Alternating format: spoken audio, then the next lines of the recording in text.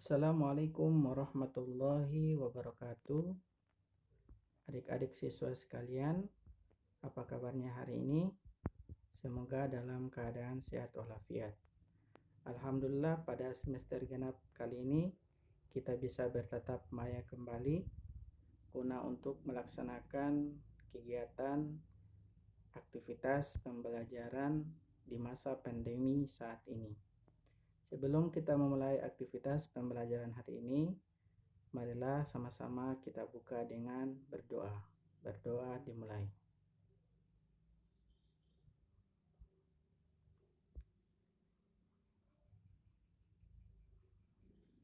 Berdoa selesai.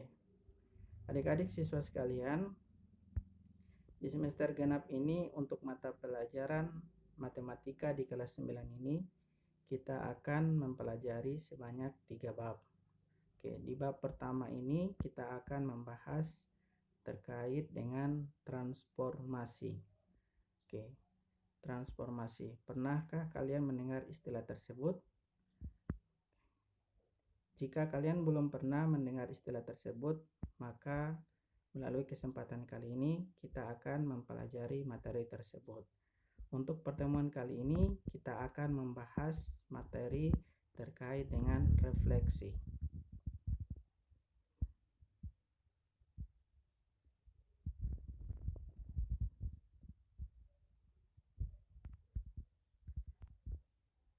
Tujuan pembelajaran kita kali ini adalah siswa dapat menentukan refleksi pada benda.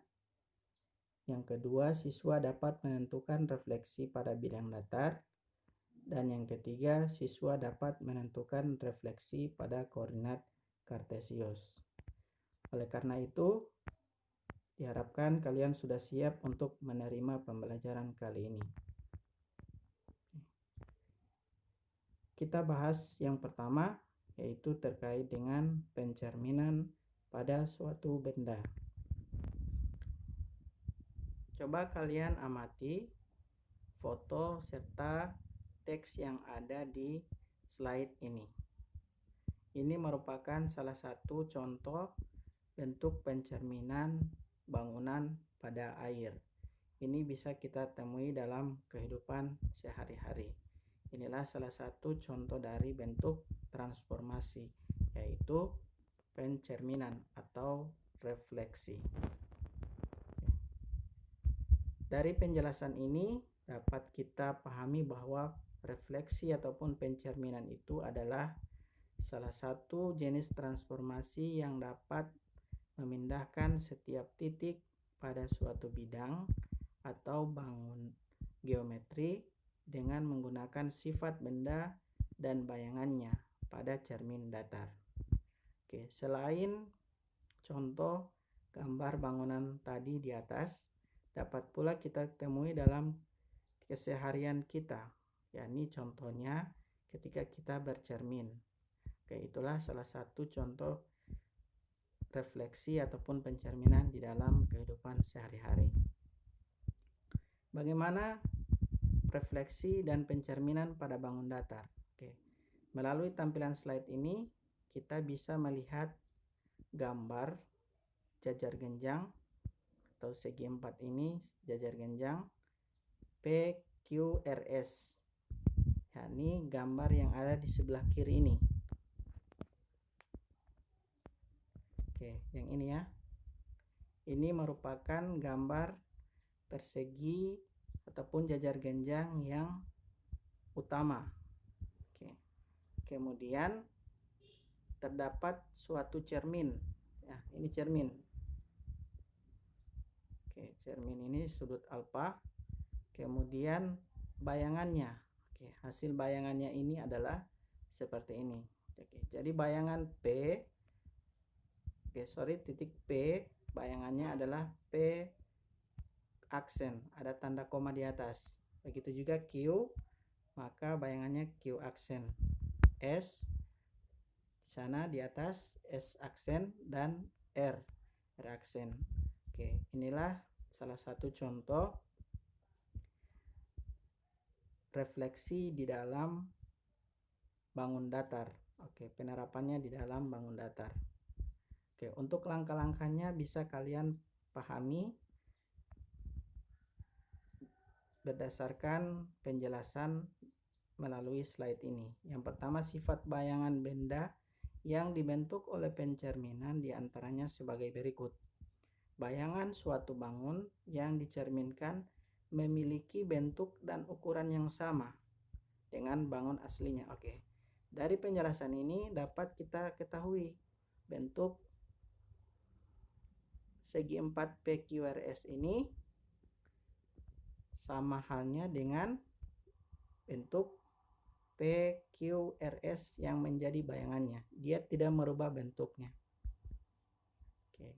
Kemudian sifat yang kedua, jarak bayangan ke cermin sama dengan jarak benda aslinya ke cermin. Oke, jarak. Contohnya ini. Dari Q ke cermin. Oke, kalau berdasarkan kotak ataupun tabel garis melalui gambar ini bisa kita lihat jaraknya. Jarak Q ke cermin dan bayangan Q ke cermin itu sama. Demikian hal pula titik-titik lainnya. Kemudian bayangan bangun pada cermin saling berhadapan dengan bangun aslinya. Oke. Jelas ya, hampir sama dengan sifat kedua. Bayangan dengan benda aslinya itu selalu berhadapan karena jaraknya berdasarkan hasil pencerminan itu sendiri.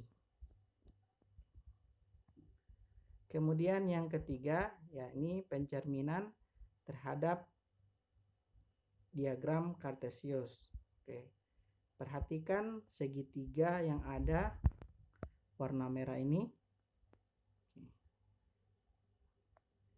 Itu merupakan segitiga yang berkoordinat di A itu min 1,1,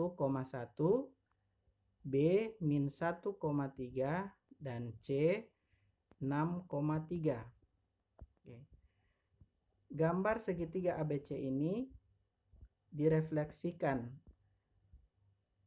melalui sumbu X. Oke, ini ya, sumbu X ini diibaratkan adalah sebuah cermin.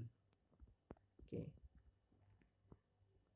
Dan hasilnya adalah bayangannya seperti pada segitiga yang biru ini. Oke. Berdasarkan sifat pada slide sebelumnya, jika kita refleksikan titik A, maka jarak titik A ke cermin dan jarak titik A bayangan ke cermin itu sama. Begitu halnya pula jarak dari titik B ke cermin dan titik B bayangan ke cermin itu sama. Demikian hal pula untuk titik C. Oke. Untuk koordinat titik bayangan pada koordinat Cartesius segitiga ABC itu A min 1,1, B min 1,-3, dan C 6,-3. Oke. Baik, itulah penjelasan materi kita terkait dengan koordinat Cartesius terkait pula dengan transformasi, yakni refleksi. Yang pertama pada benda, kemudian pada bidang datar, dan yang ketiga pada koordinat Cartesius.